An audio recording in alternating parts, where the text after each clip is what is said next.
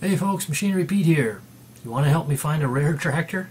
You're looking at a picture of a custom-built four-wheel drive articulating tractor built in 1964 by Kenny Becker of Truman, Minnesota. And Kenny's son Steve Becker just reached out to me and said, Pete, we are trying to find Dad's tractor. And they were able to trace it up into the 90s, a couple of transactions, and still looking for it. And here's a segment I did today on AgriTalk, live radio show, talking about this tractor. Greg, while we have a moment, let's take a look here. Tell us this story about someone trying to find a tractor that, his dad built in 1964? Yeah, a really interesting story here, Mike. We're going to try and help Steve Becker from Minnetonka, Minnesota, find a tractor his dad built back when they grew up in Truman, Minnesota, down by Fairmont, back in the mid-'60s. And Steve's dad, Ken, or Kenny Baker, he was known as, around Truman, built the tractor, an articulating four-wheel drive, in 1964. And he used a couple old Alice Chalmers tractor to make his own tractor. And, of course, if we reel time back to the mid-'60s, that had to be one of the first articulating four-wheel drives that was out there poking around farm country. So Steve and his brother and the family referred to this thing as Old Blue.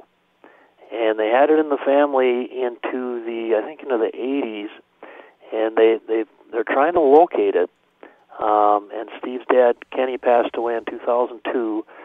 But there was a farm auction, or I think Kenny sold it to an Army buddy, Steve told me, and the Army buddy's name was Truman Bardison in the Appleton, Montevideo, Minnesota area.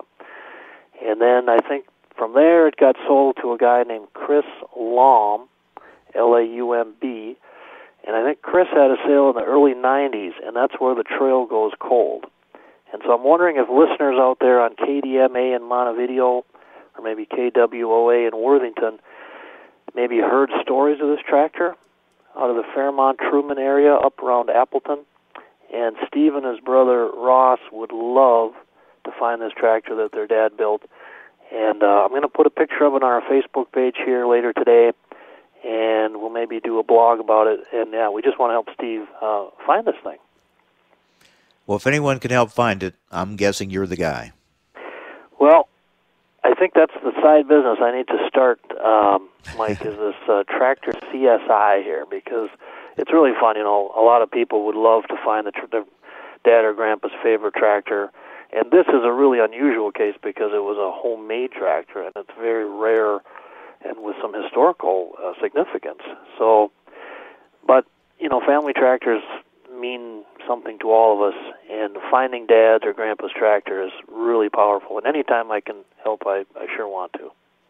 Okay, we're tweeting out the pictures so people can take a look at it, and hopefully we can find this tractor. That'll be a great story. We hope has a happy ending that we find that tractor.